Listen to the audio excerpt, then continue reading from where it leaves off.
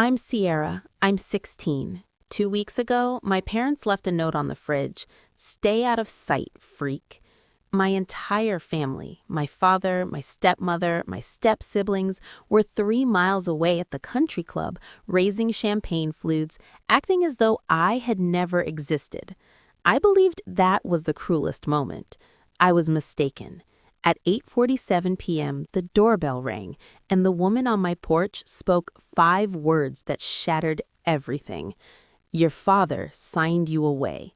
What unfolded later at the gala in front of 300 guests? Even now, I can hardly believe it happened. Before I continue, please like and subscribe, but only if the story has earned it.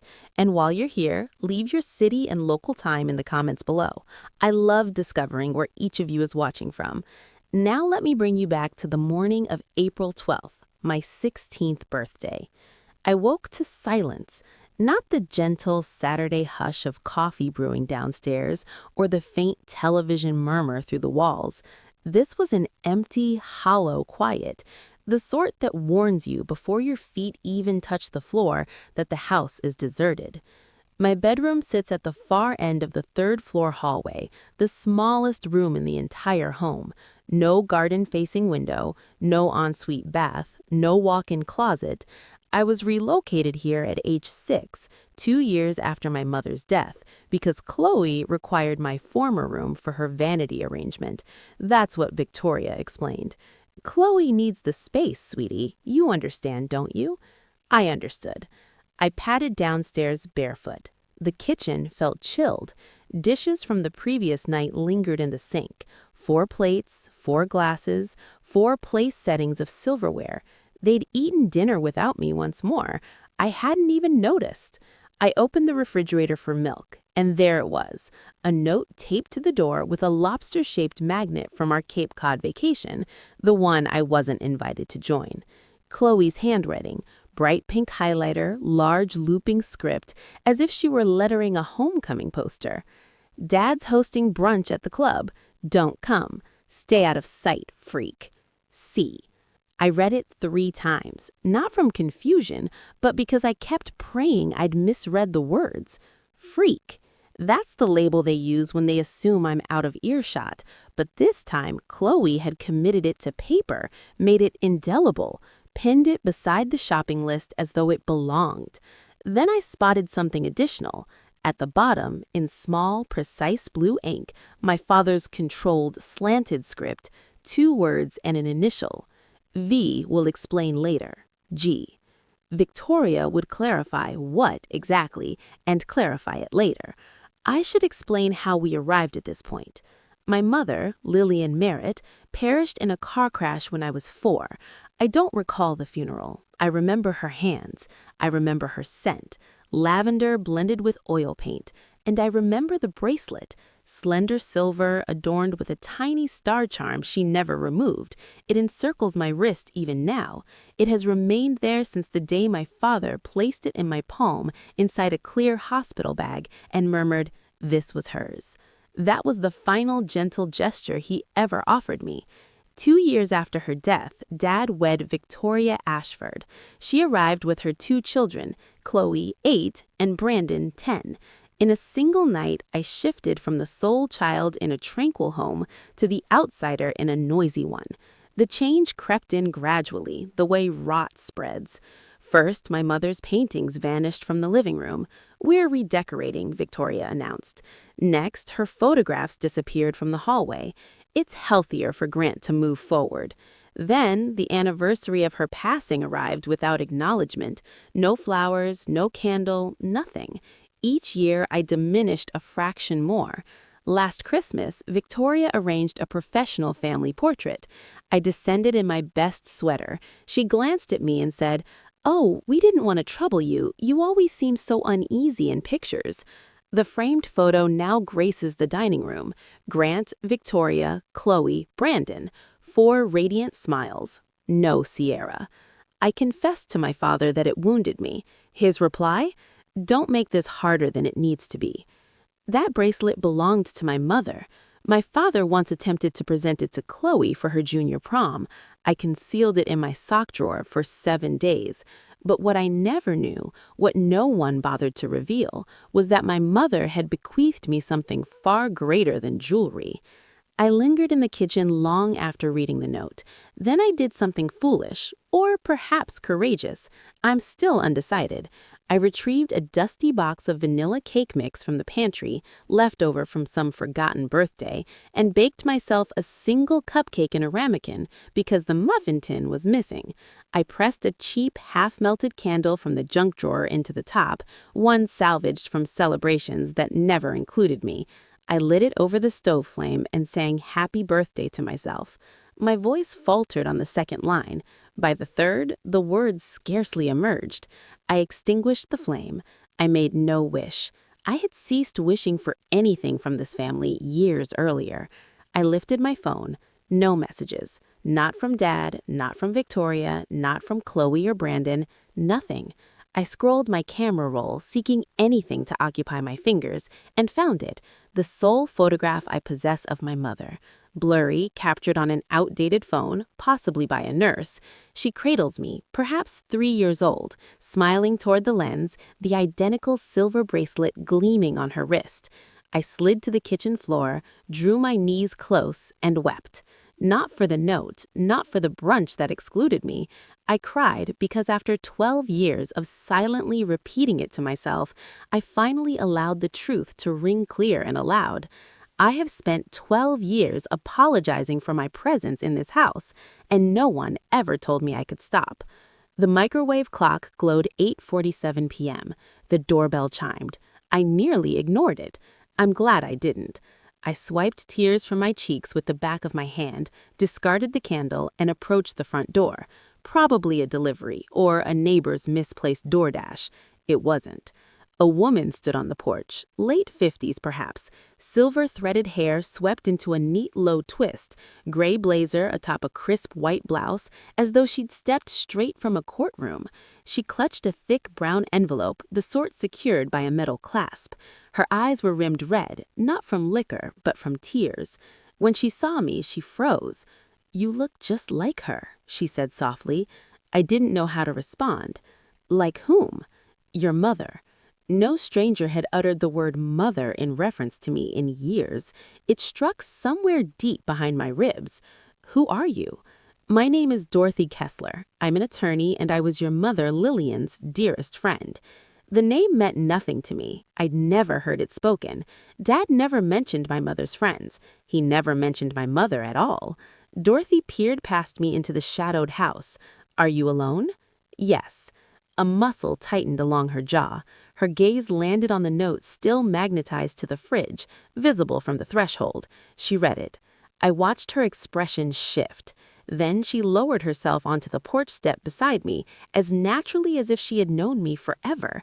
In a calm, measured tone, the kind used to deliver difficult truths without diminishing the listener, she asked, "Did your father ever speak to you about your mother's will?" I shook my head. "Your father signed away his parental rights this morning. He filed the papers at 9 a.m. on your birthday. Do you understand what that means?" "I don't. Not entirely." "It means, legally, he is no longer your father, and that action activated something your mother arranged 16 years ago." We sit at the kitchen table, the same one where 4 plates were used without me last night, and Dorothy brews tea. She moves through the kitchen as though cataloging every surface, quietly furious at the walls themselves. "How long have you been searching for me?" I ask. 12 years, she replies, placing the steaming mug before me. "Your father changed his number 6 months after Lillian died, moved from Stamford to Westport, told mutual friends you were enrolled at a boarding school in New Hampshire. I hired private investigators twice. Both trails went cold. So how did you find me now?" "Because your father made a critical error. Filing to relinquish custody triggered a legal alert, something your mother's attorney embedded when the will was drafted. The instant Grant Merritt ceased being your legal parent, I received notification." I stare at the thick envelope on the table. What's inside? Dorothy opens it with care. Inside lie yellowed pages bearing a notary seal, a smaller sealed envelope, and an unfamiliar photograph. "This," she says, lifting the notarized documents, is your mother's original will. She executed it the year you were born. Your father insisted to everyone that no will existed. It does. I hold the original because Lillian entrusted it to me for safekeeping.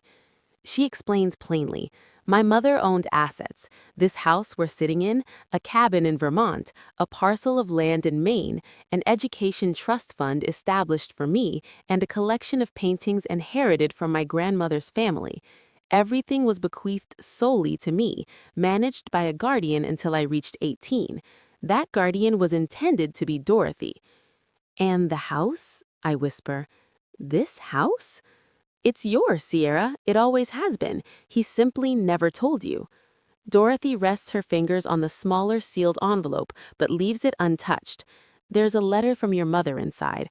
I believe you should read it when you're ready, not tonight. Then Dorothy reveals the rest. Grant intends to transfer all of my mother's assets to a charity foundation operated by Victoria. The formal announcement is scheduled for the annual gala in 2 weeks. We have 14 days to prevent it, Dorothy says, and I'll need your help. I sit in silence long after she finishes. The tea cools untouched. Everything I believed about this house, about my mother leaving nothing behind, about being an unwanted burden my father endured, was a fabrication, a 12-year deception built on documents, deliberate planning, and a silence heavy enough to suffocate. I've spent 12 years trying to disappear, I say, my voice sounding distant, as though it belongs to someone else. Because that's what they wanted. Dorothy reaches into her bag and withdraws a photograph. 2 young women, arms linked, stand laughing on the steps of a law school. One is a younger Dorothy, dark-haired and bright-eyed. The other is my mother, radiant, unapologetic, someone who never learned how to shrink. Your mother was the bravest person I've ever known, Dorothy says. You have her eyes. She pauses. I believe you have her spine as well. I study the photo, then glance at my bracelet. The tiny star charm captures the light. What do I have to do? Dorothy outlines the steps. First, file for guardianship in family court. She has already submitted the initial paperwork. Second, authenticate the original will and enter it into the public record, halting any transfer of the estate. Third, and this part twists my stomach, we must act before Grant executes the transfer at the gala. If he signs in front of 300 witnesses, unraveling it becomes exponentially more difficult. I'll do it, I tell her. Dorothy nods, sensing I'm not finished. But I don't want to destroy him, I add. Even now, after the note, after everything, I mean it. I just want what's mine, and I want him to look me in the eye when he admits what he did. Dorothy reaches across the table and squeezes my hand. We're not going to lie, Sierra. We're simply going to tell the truth in the right moment, in the right room. The next morning, Dorothy drives me to her office in New Haven, a modest firm, 2 rooms above a bakery, scented with sourdough and fresh toner. Yet the filing cabinet she unlocks is anything but modest, 12 years of meticulous records. She begins with the property transfers. My father moved the Westport house title 3 separate times, each requiring a guardian's signature. Each time, he signed as my legal parent. He layered the ownership into a revocable trust, restructured the trust, then folded it into a holding entity, obscuring the truth like soil over a living thing. What about the paintings? I ask. Dorothy produces a sale receipt. 3 years ago, Grant liquidated my grandmother's art collection through a private Manhattan dealer. 8 pieces. The total is a figure I've never seen linked to my own life. Not 1 cent reached me. Then she shows me the document that truly breaks something inside, an account statement. The education trust my mother funded at my birth, carefully growing, untouched for years, was emptied 14 months ago, every dollar redirected to a tuition account. Not mine. Chowi's, I say. I don't need to ask. NYU full ride should have read Sierra Merritt. Instead, it covers Chowi's dorm room in Greenwich Village. He used my college fund to pay for Chowi's dorm room. I let that sentence settle. It rewrites my entire childhood in a single breath. Dorothy opens one final file, an email from Grant to his personal attorney, dated 3 years earlier. The girl doesn't need to know anything. She's better off not knowing. The girl, not my daughter, not Sierra. The girl. My phone buzzes. Dorothy checks her messages. Her expression changes. The guardianship hearing has been scheduled, same day as the gala. The room seems to tilt. Morning in court, evening at the gala. One day to hold everything together. Standing there, rereading that email, the girl doesn't need to know anything, I feel something sever. Not grief, something keener. The final thread tethering me to the word father snaps clean. For 12 years, I believed I wasn't enough. Turns out I was too much, too vivid a reminder of everything he intended to steal. I kept thinking, what kind of person looks at their own child and sees only an obstacle? Have you ever learned that someone you trusted lied about everything? Drop your story in the comments. I want to hear it. I have to go back. Dorothy explains calmly, until the court grants guardianship, I have no other legal address. If I vanish now, Grant could file a missing persons report, and that would stall everything. So I pack my small bag, ride back to Westport, and step through the front door as though nothing has changed. No one notices my absence. 2 full days pass without a single question. Victoria stands in the kitchen on the phone, laughing, a glass of sparkling water in hand. She spots me and covers the microphone. "Oh, there you are. Grab me another sparkling water, would you? This one's flat." Like I'm the help. I open the refrigerator. I take my time. I look, really look at the house I've lived in for 16 years with entirely new eyes. The family portrait on the wall, 4 smiling faces, no Sierra. The weekly white peonies on the entry table, my mother's favorite flower, though Victoria claims no knowledge of that, or perhaps she does. And then I see it. Victoria's hand resting on the counter. The ring, my mother's engagement ring. I recognize it instantly from the single photo I own. Round-cut diamond on platinum, flanked by 2 small sapphires. Dad told me years ago it had been lost, yet there it glints on Victoria's finger, catching the afternoon light as though it always belonged to her. My stomach lurches. On the dining table lies a stack of cream envelopes, invitations. I lift one. The Merritt Family Foundation Annual Gala. The logo is elegant, a stylized L entwined with a vine. My mother's monogram. I've seen it countless times in her old sketchbooks. Victoria took my mother's initial and turned it into the emblem of her own charity. Chloe sweeps past the kitchen doorway. "Why are your eyes red? Were you crying again? God, you're so dramatic." I say nothing. Dorothy's voice echoes in my mind. "Don't let them know you know. Not yet." I set the sparkling water on the counter and climb the stairs slowly, as though my body is made of glass. Inside, though, something is quietly hardening. Over the next few days, I become a ghost with wide-open ears. I learn the gala is far grander than I imagined. Victoria has been orchestrating it for 6 months. 300 guests, a live string quartet, catering from the same firm that handles the governor's mansion events. A local councilman will attend, along with 2 state representatives, the president of the Westport Historical Society, and, this detail squeezes my chest, a reporter from the Fairfield Herald, preparing a feature on Connecticut's most philanthropic families. One night, I overhear Victoria rehearsing her speech, the bedroom door left slightly ajar. This foundation is Grant's way of honoring Lillian's memory by giving her legacy back to the community.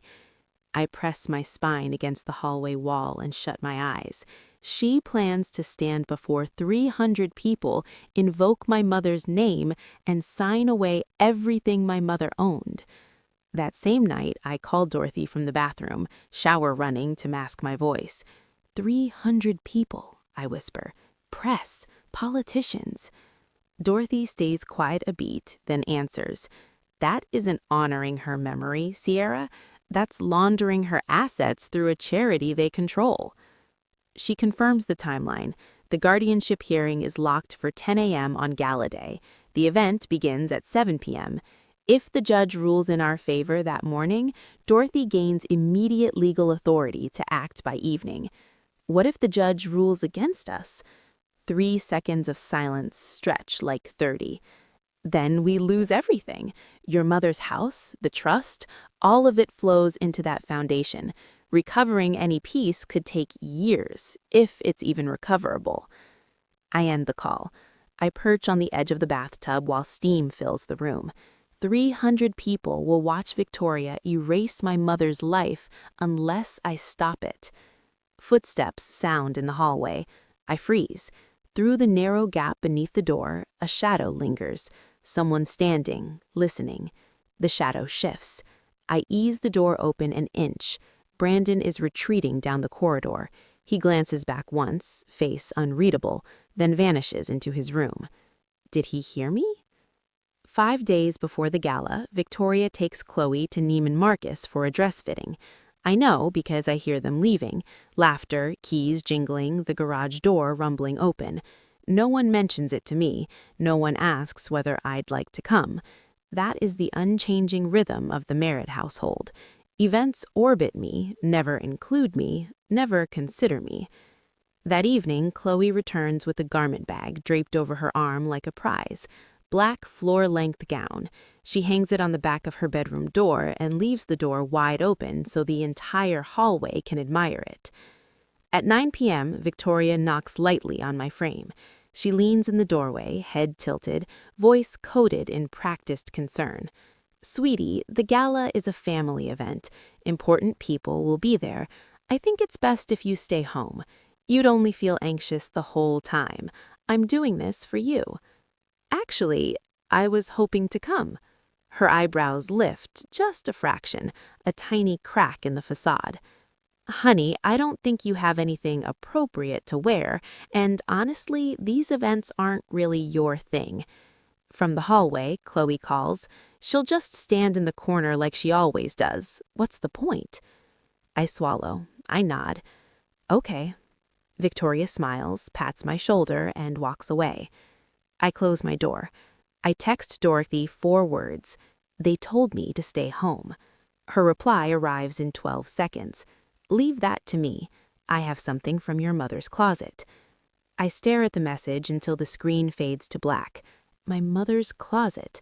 My mother still has a closet somewhere, and Dorothy preserved it.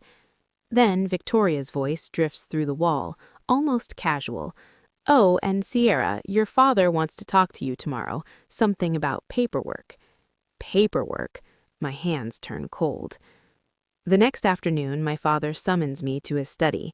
It's the first time he's met my eyes since my birthday.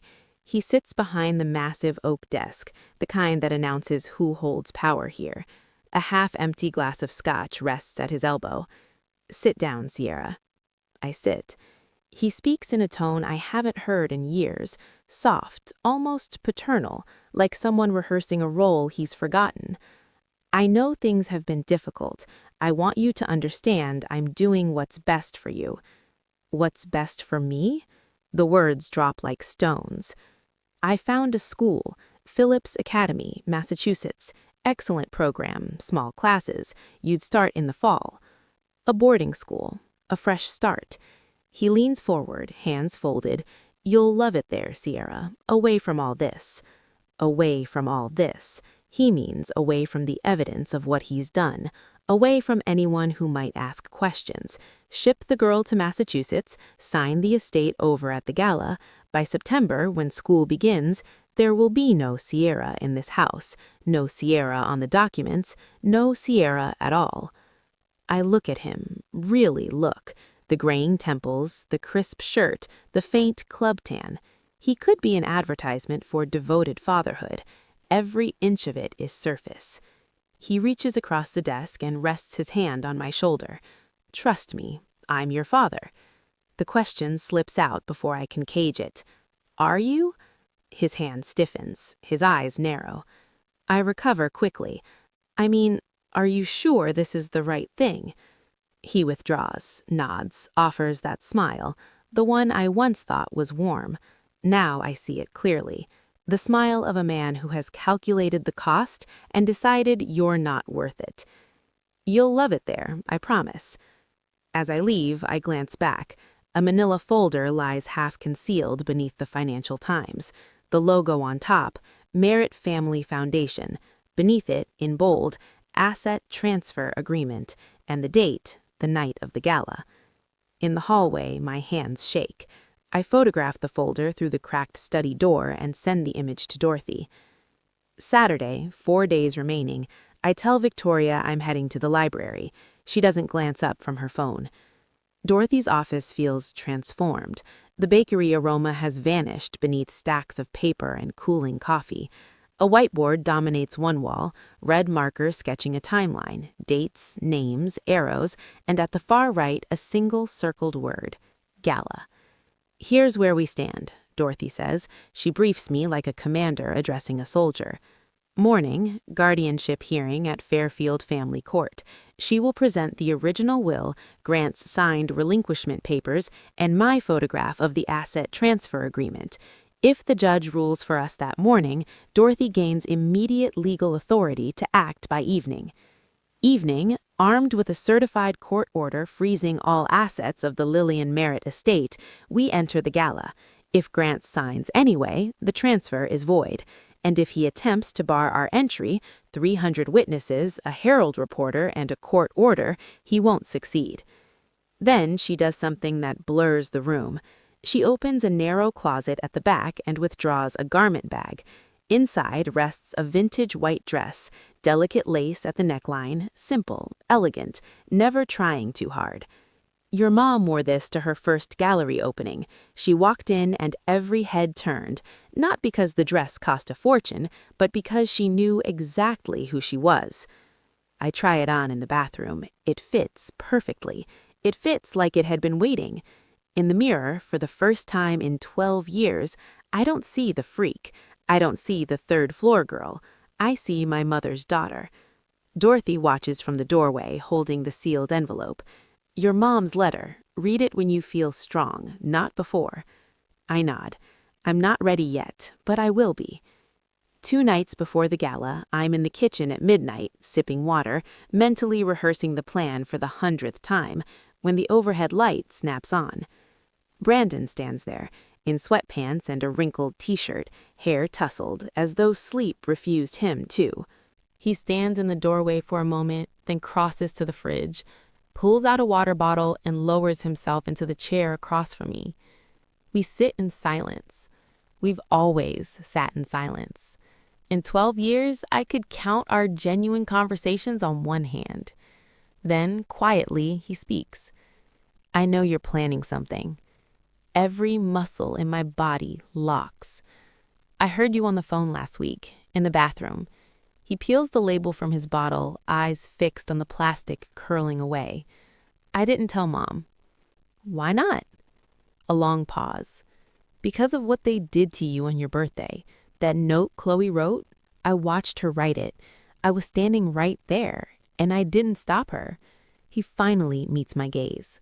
I should have. I don't know how to answer. 12 years of absence, and now at 12:15 a.m. in a kitchen that legally belongs to me, he suddenly discovers a conscience. I don't know what you're doing, Sierra, but whatever it is, be careful. My mom fights dirty. I hold his eyes. I know she does. He stands, starts toward the door, then stops with one hand on the frame. There's something else. Mom keeps a lockbox in her closet, under the shoe rack. She told Dad it's jewelry, but I've seen her open it. It's not jewelry. It's papers. My pulse surges. What kind of papers? I don't know, but she checks it every time anything legal happens in this house. He turns again. Another pause. One more thing. Don't trust the charity lawyer, Richard Ashford. He's Mom's cousin. Then he's gone. The fluorescent kitchen light hums overhead. I sit motionless, heart hammering, staring at the ceiling. A lockbox in Victoria's closet. Papers she hides from the world. The morning of the gala, 5:30 a.m. The house is tomb quiet. I have perhaps 90 minutes before anyone stirs. My heart pounds so fiercely, I feel it in my teeth. Victoria and Grant's bedroom door is shut. Through the wall comes the steady hiss of Grant's CPAP machine. Victoria sleeps with earplugs and a silk sleep mask. She reminds everyone constantly how sensitive she is to light and sound. I ease their closet door open. It's a walk-in the size of my bedroom. Racks of designer coats, shoes sorted by color on gleaming shelves. The lockbox sits exactly where Brandon described.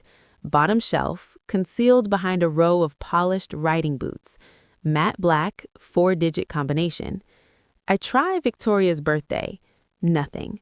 Grant's wedding anniversary to her. Nothing. Then Chloe's, October 19th. 10:19. Click. 4 items inside. First, a photocopy of my mother's will, the same document Dorothy presented to me, but this one bears handwritten notes in the margins. Red ink. Victoria's unmistakable looping script, familiar from every passive-aggressive grocery list she's ever left me. In the top corner, 3 words circled twice. Keep this away from S. Second, a printed email chain between Grant and his personal attorney. Instructions for restructuring the estate to sidestep the trust provisions, dated 18 months ago. Third, a photograph that make my hands tremble. My mother holding me, maybe 2 years old, both of us laughing. On the back, in my mother's handwriting, my little star, everything I have is yours. Victoria kept this hidden beneath her boots. Fourth, tucked in the corner, easy to miss, a marriage certificate issued in Nevada 9 years ago. Victoria Ashford and a man named Paul Renner, not Grant Merritt, dated 2 years before her wedding to my dad. Was she still legally married to Paul Renner when she said "I do" to Dad? I photograph every page, close the box, spin the dial, slide the boots back into place, shut the closet door without a sound. In the hallway, I dial Dorothy, voice barely a breath. I have proof Victoria knew. She's been helping him the whole time. Good. This changes everything for the hearing. There's more. Victoria might have been married to someone else when she married Dad. A careful silence. Send me the photo. I'll verify it before court. I end the call. My hands won't stop shaking. Upstairs, a toilet flushes. Someone's awake. I'm already back in my room, door closed, breathing like I've sprinted a mile. Fairfield Family Court, 10:07 a.m. The fluorescent lights buzz as though they too are anxious. I sit beside Dorothy in a plain wooden chair, dressed in jeans and a simple blouse, nothing that draws attention. Dorothy's instruction: dress like a student, not a plaintiff. Let the documents speak. The courtroom is compact. 1 judge, 1 clerk, a court reporter with fingers poised over her stenotype like a pianist awaiting the downbeat. Judge Patricia Holloway enters, mid-60s, silver glasses, posture that brooks no nonsense. The kind of face that has heard every lie Connecticut can produce and remains unimpressed. Dorothy presents our case. Calm, precise, unhurried. The original will with its notary seal, Grant's relinquishment papers signed on April 12th, the photocopy from Victoria's lockbox with the red-inked warning, "Keep this away from S," the photograph of the asset transfer agreement scheduled tonight. The judge reads every page without haste. Then the door opens. Richard Ashford, Victoria's cousin, the foundation's attorney, strides in. Someone must have tipped him off. He argues the will is outdated, the estate lawfully restructured. Dorothy never wavers. She submits the chain of custody for the original will, notarized, held in a registered trust bank, never contested, never revoked, never superseded. Judge Patricia Holloway removes her glasses. She studies Richard Ashford for a long moment, then turns her gaze to me. "I knew your mother, young lady. She clerked for me 30 years ago." A brief pause. "She was meticulous. This will is airtight. Glasses back on. Guardianship is granted to Dorothy Kessler, effective immediately. I am also issuing a temporary restraining order, freezing all transactions involving the Lillian Merritt estate, pending full review. Richard Ashford's pen clatters to the table. He doesn't retrieve it. Dorothy squeezes my hand beneath the table. I squeeze back. Outside the courthouse, the April sun is almost blinding. Dorothy leans against the car. She opens the trunk, garment bag, pair of flats, brown envelope bearing the court seal. Are you ready? I look at the envelope, then at the sky. Yeah, I'm ready. Dorothy's apartment, 5:30 p.m. The gala begins at 7. I stand in her small bathroom, staring at a stranger in the mirror. My mother's cream white dress fits like it was tailored yesterday. Delicate lace rests just below my collarbone. The hem brushes above my ankles. Flats, not heels, Dorothy's rule. You want to be steady, not tall. She pins my hair into a loose bun, the way she says my mother used to wear it. A few strands frame my face. Dorothy's hands pause. She wore her hair exactly like this to the gallery opening, she says, voice catching. You could be her twin. I study my reflection, the silver bracelet on my wrist, the lace, the light along my jaw. The first time in 12 years, I don't look lost. I look like I belong somewhere, just not where I've been living. Dorothy hands me the court order in its crisp manila envelope. If Grant signs the transfer, we serve it. If he doesn't, we serve it anyway. Either way, it ends tonight. What if he makes a scene? He will, but 300 people with phones will be watching. That's exactly what we want. I nod. I pick up the sealed envelope, my mother's letter. I've carried it for 2 weeks, held it, turned it over, pressed it to my chest in the dark. I've waited. I open it now. The paper is soft, 16 years old. Her handwriting is small, neat, slanting gently left. If you're reading this, I'm no longer there. But know this, everything I built for you. Not for anyone else, not for your father, for you. If anyone ever makes you feel like you don't belong, remember, you are the reason I stayed up every night planning. You are enough, my little star. I fold the letter, I press it to my lips. On the drive to the country club, we don't speak. The sun sinks, streaking the sky orange and pink over Long Island Sound. The car stops. Music drifts from the parking lot. Smooth, expensive jazz. The lot glitters with BMWs and Teslas. I hold the letter in one hand and the court order in the other. Mom, I whisper, I hope you can see this.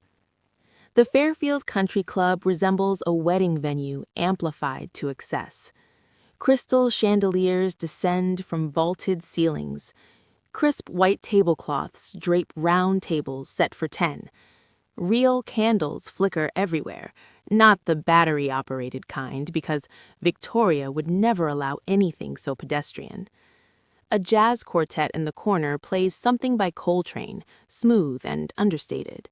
Waitstaff in black vests glide among the guests, balancing trays of champagne flutes and chilled shrimp cocktails.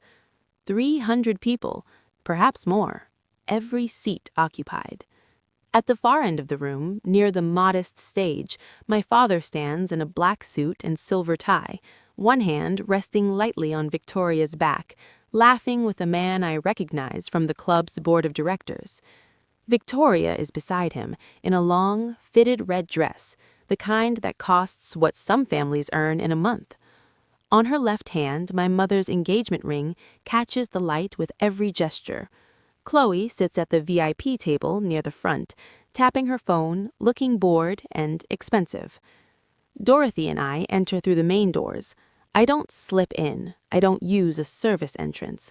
I walk straight through the front in my mother's cream white dress, silver bracelet on my wrist, court order in my hand. A few heads turn, then more. A ripple of whispers spreads across the room like wind through tall grass. I watch it unfold in slow motion. Margaret, Maggie Dunn, the club's general manager of 20 years, who once worked for my mother, spots me from across the floor. Her eyes lock on the bracelet. Her hand flies to her mouth. She leans toward a colleague. I read her lips. That's Lillian's daughter. Victoria notices next. She's mid-laugh when her gaze finds me. The champagne flute halts halfway to her lips. Color drains from her face like water from a basin. She grips Grant's arm, points. My father turns. Our eyes meet across the room, across 12 years, across every lie he ever told, every birthday he ever ignored. He stares, then offers that country club smile, the one polished for cameras and strangers. He approaches slowly, deliberately, leans in close. His voice is low, edged, meant only for me. What are you doing here? I meet his gaze without flinching. I was invited. His jaw tightens. You need to leave now. I don't think I will. Grant's hand closes around my elbow, not hard enough to bruise, but firm enough to guide. He steers me toward the corner of the room, behind a potted fern the size of a small tree, where the sound is muffled and the light dim. His voice drops to a controlled hiss. I don't know how you got in here, but you're leaving right now. That's interesting, I say evenly, because according to the court order issued this morning, I have more right to be here than you do. Something cracks behind his eyes, a fracture in the certainty. Victoria materializes beside us, perfectly timed, perfectly composed. She places a hand on my arm and switches to the warm PTA mother voice. Sierra, honey, you look lovely, but this isn't really your kind of... I keep my tone quiet, steady. You're wearing my mother's ring. Her fingers curl inward. She draws her hand behind her as though I've scorched her. 3 guests nearby fall silent. The whispers swell again, louder, spreading outward. Grant sees the room shifting. He's losing control. I watch the calculation flash across his face. Make a scene or contain it. He chooses wrong. Security, he says, louder than intended. Please escort this young lady out. A few more heads turn. 2 men in dark suits start toward me. Dorothy steps forward. She's been 3 feet behind me the entire time, patient, waiting. She raises a business card. I'm Dorothy Kessler, attorney at law. This young lady is my legal ward as of 10:47 this morning. Removing her from this venue would constitute unlawful interference with a court-appointed guardian. I strongly suggest you step back. The guards hesitate. They exchange glances, then look to Maggie Dunn, who watches from the side. Maggie gives a small, decisive nod. They retreat. Grant's face is a mask straining to hold itself together. Victoria leans close, her whisper sharp as glass. Get her out of here before the speech. Too late. The MC is already at the podium. The spotlight sweeps. A voice fills the room. Ladies and gentlemen, please welcome our host for the evening, Grant Merritt. Applause rises. Grant straightens his tie. He has no choice. He walks to the stage. I take a seat in the front row. Grant steps into the light like a man crossing a minefield while pretending it's a ballroom. The spotlight catches him. He offers the wide, practiced donor dinner smile and waits for the clapping to fade. Thank you all for being here tonight. This room is filled with people who believe in something larger than themselves, and I'm honored to stand with you. Polite applause. Victoria beams from the front table, hands folded, queen of the evening. Then he says her name. My late wife, Lillian, believed in giving back. She was an artist, a dreamer, and the most generous person I ever knew. My throat tightens. He hasn't spoken her name to me in years, yet here, under lights and lenses, he polishes it like gold. Tonight, to honor Lillian's memory, Victoria and I are proud to announce the Merritt Family Foundation, dedicated to arts education for underprivileged youth throughout Fairfield County. Louder applause. People nod approvingly. This is the moment wealthy people feel virtuous about their wealth. Grant lifts a document from the podium, the asset transfer agreement I photographed in his study. He holds up a pen. To fund this mission, I am personally donating the full Lillian Merritt estate, her properties, her art collection, her legacy, to the foundation, effective tonight. The room erupts, standing ovation. Victoria daubs at a tear I'm certain is manufactured. Grant signs, pen moving across paper beneath the bright light. 300 people clap as though witnessing an act of pure grace. I don't clap. I watch. Beside me, Dorothy remains calm. No tension, no urgency. She simply smiles, small, certain. She leans close and whispers 4 words into my ear. Now it's our turn.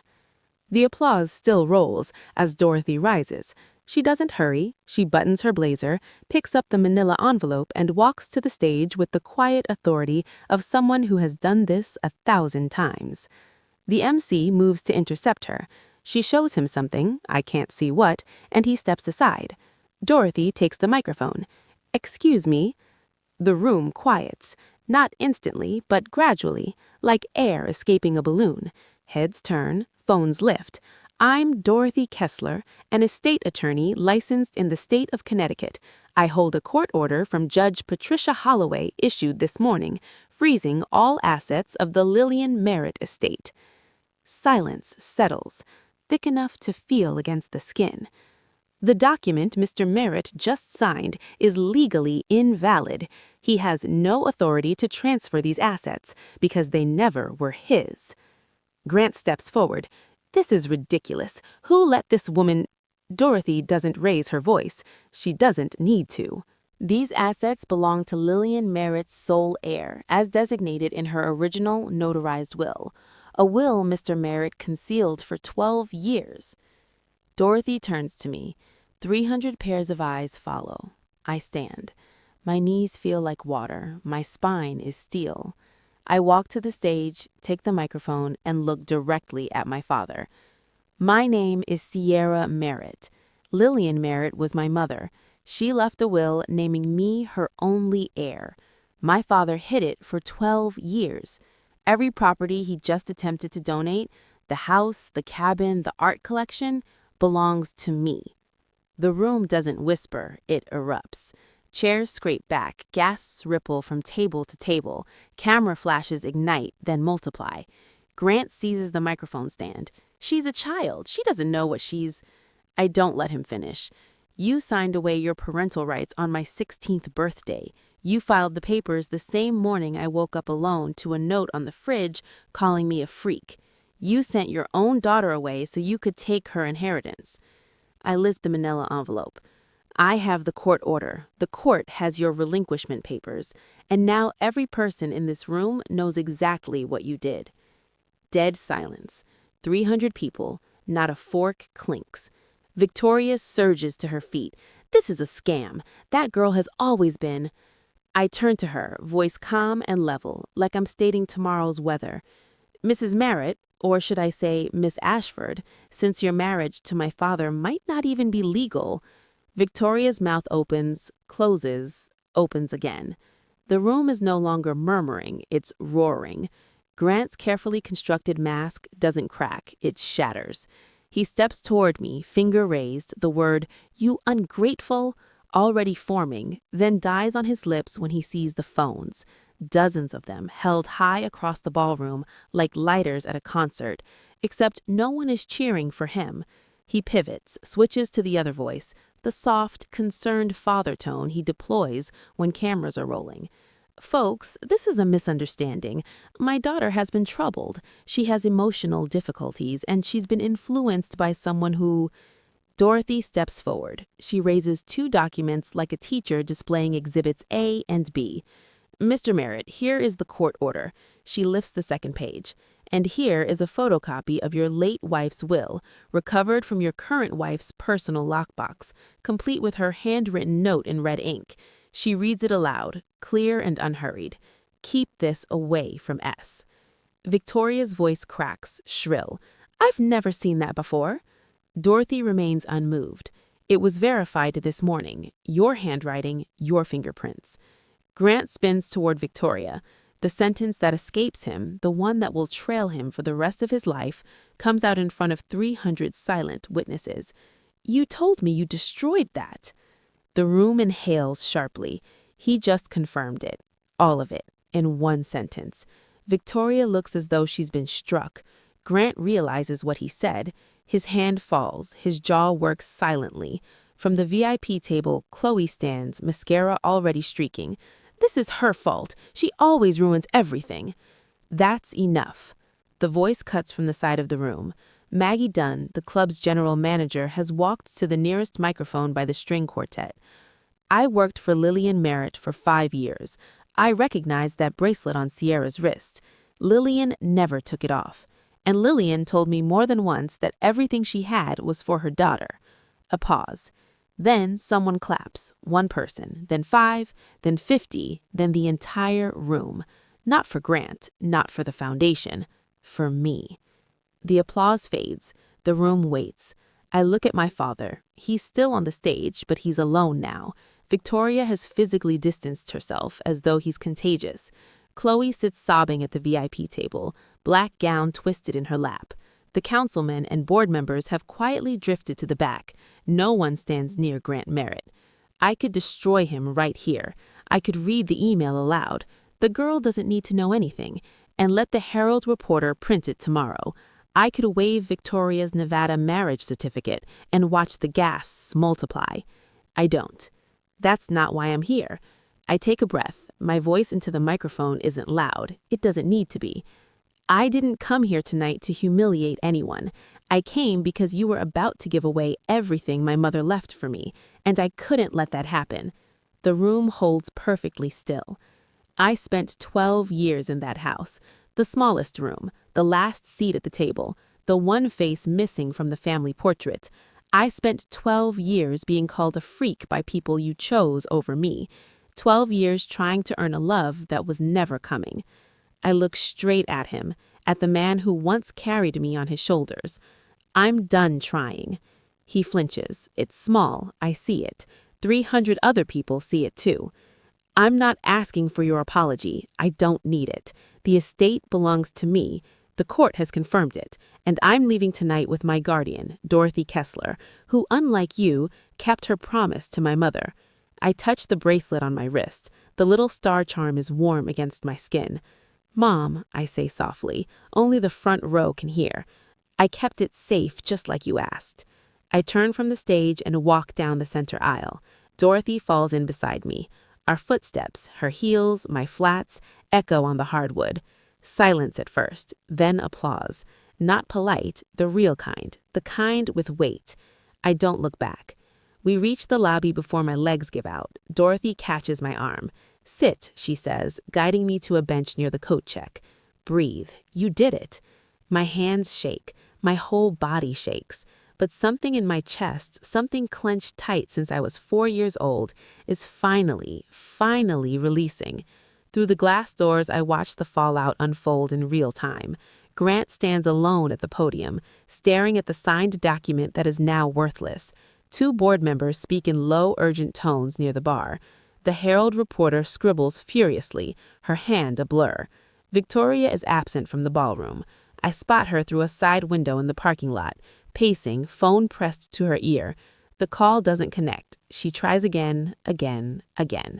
Richard Ashford, with briefcase in hand, walks quickly toward the exit, avoiding every eye. Chloe hasn't moved. She sits alone at the VIP table, mascara tracks down both cheeks, staring at her phone as though it holds an answer. It doesn't. And then there's Brandon. He stands near the exit, apart from the others. He catches my eye through the glass and does something I didn't expect. He nods. One small, slow nod. I don't nod back, but I don't look away either. Maggie Dunn appears beside me, holding a small, slightly yellowed envelope. Your mother left this with me 15 years ago. She told me, give it to Ciara when she's old enough to fight for herself. I open it. Inside is the original photograph, uncreased, pristine. Mom holding me, laughing, bracelet gleaming. On the back, her handwriting.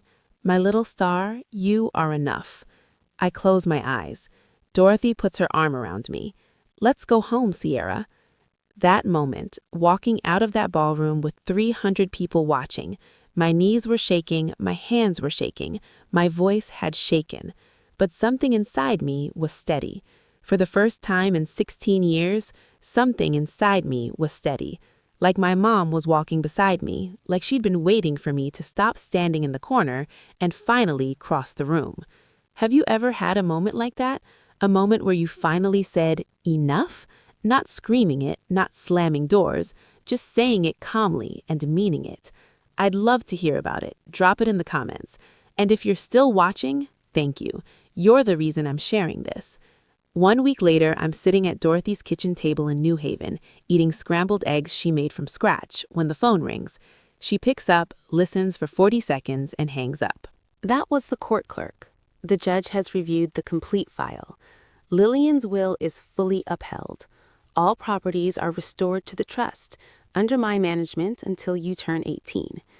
I set my fork down. All of them? All of them. The house, the cabin, the land in Maine, whatever remains of the education fund, everything. Grant has 60 days to vacate the Westport house, the house my mother purchased, the house he filled with another woman's children while erasing my existence from the one person meant to protect me. The Merritt Family Foundation is now under investigation. The State Attorney General's office has launched a preliminary inquiry into whether the attempted charitable donation constituted fraudulent asset transfer. Victoria has been summoned for a deposition. 3 days after the gala, the Fairfield Herald ran the story on the front page of the local section. Gala host confronted by daughter over hidden will. The photograph shows Grant mid-speech, mouth open, frozen in that split second before his face chooses the next lie. Victoria filed for divorce, but the filing was placed on hold after Dorothy quietly submitted the Nevada marriage certificate to the court. If she was still legally bound to Paul Rayner when she married Grant, the second marriage may be void, meaning Victoria has no spousal claim to any of Grant's assets. None. Chloe's NYU tuition account is under review. If the funds trace back to my mother's education trust, as Dorothy is certain they will, Chloe may be required to repay them. I sit with all of it. Then I eat my eggs. Dorothy watches me across the table. How do you feel? I consider it honestly. Free, I say.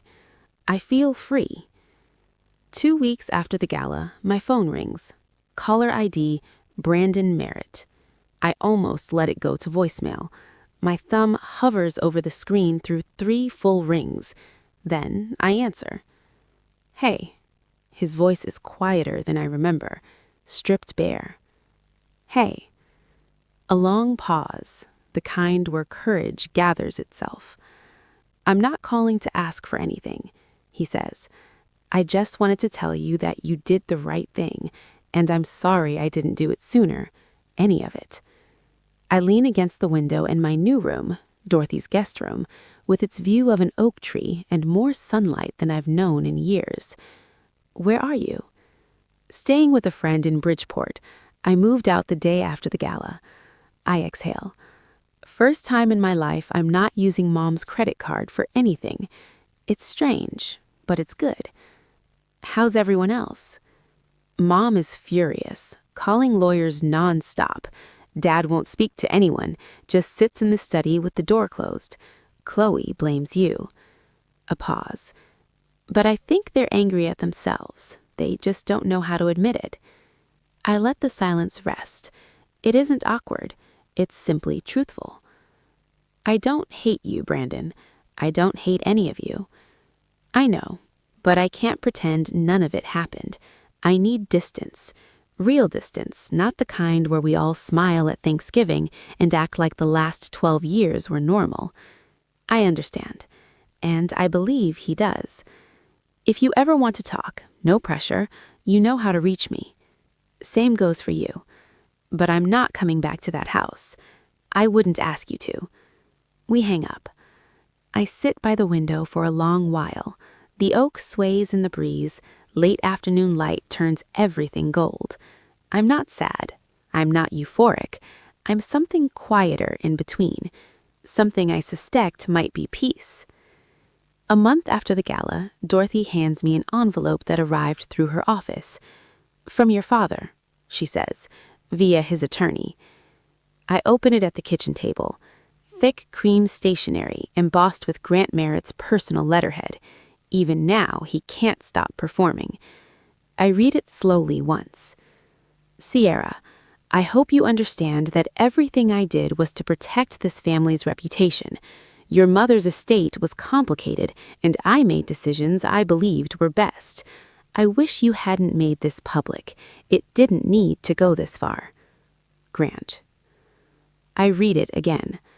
No reference to the note, no mention of the 12 years, no acknowledgement of the word freak written in pink highlighter and taped to the fridge like a shopping list item, no word about my birthday, no mention of the bracelet he tried to give Chloe, the drained education fund, or the email that reduced me to the girl. Not one syllable of regret. "Are you going to reply?" Dorothy asks. "No." I fold the letter along its original creases, neatly, the way he would prefer, and place it beside my mother's letter in the drawer. I don't tear it. I don't burn it. I don't discard it. I simply set it down and walk away. That's what you do with things that no longer hold power over you.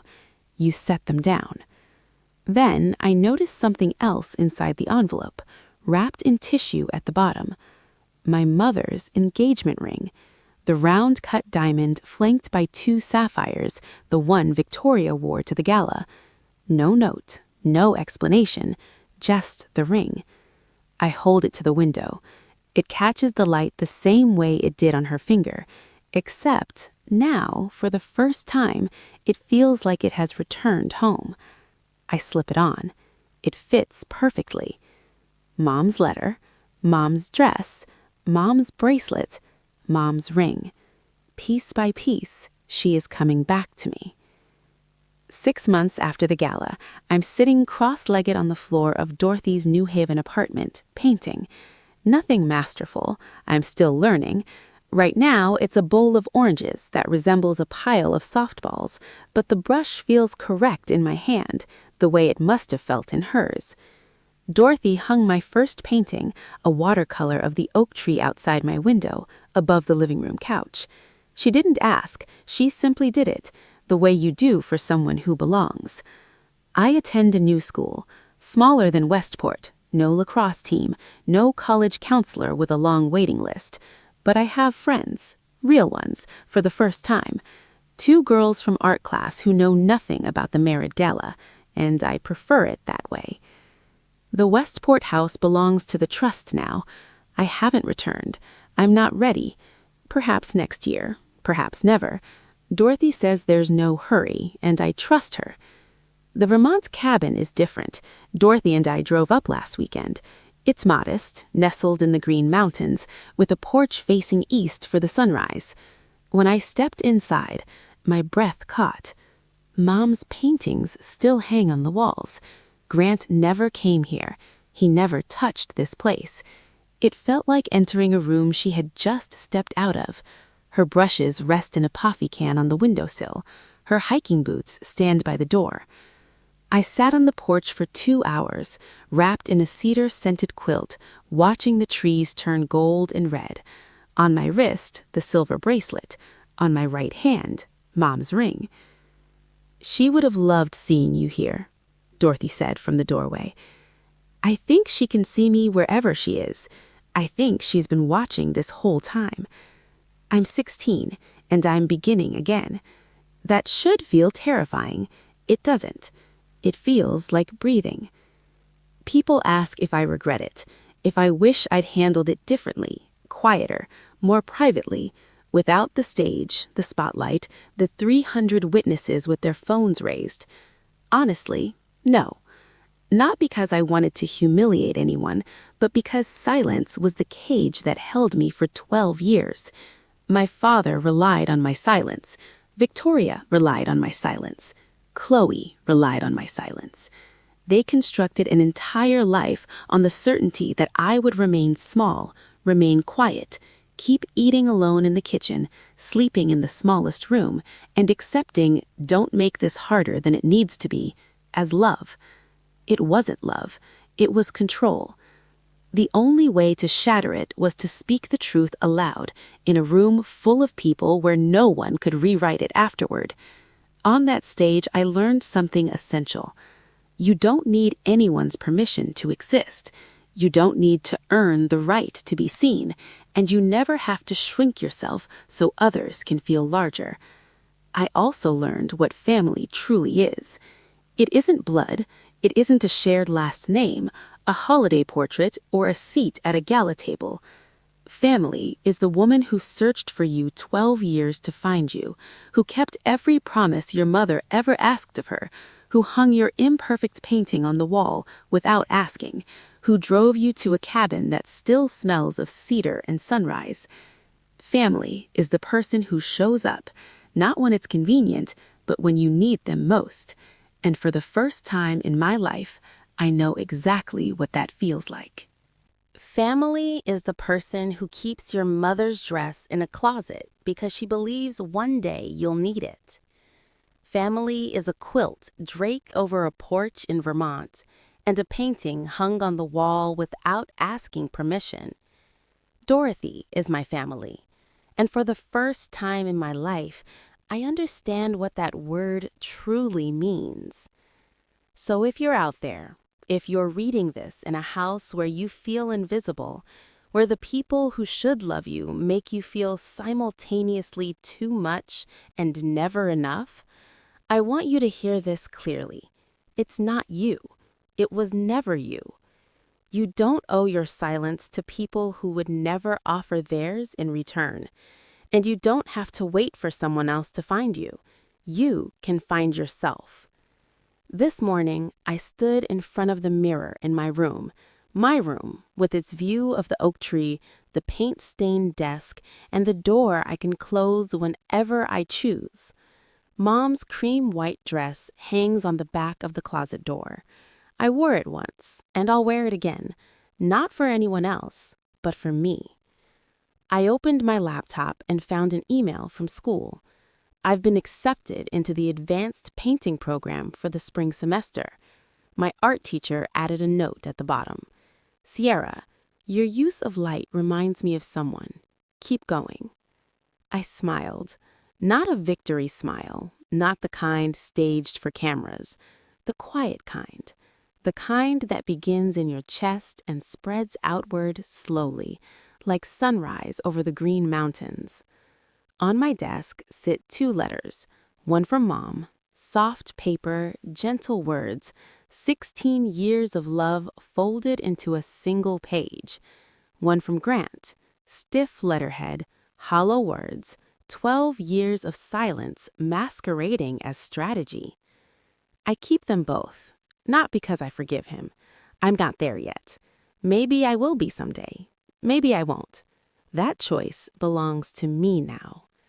I keep them because remembering where you've been is how you measure how far you've come.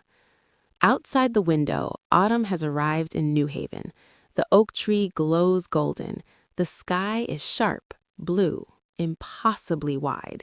And I'm here, breathing, painting, beginning again.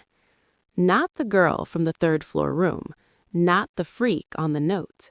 My mother's daughter, Dorothy's family, my own person. Sierra Merritt, 16. Enough.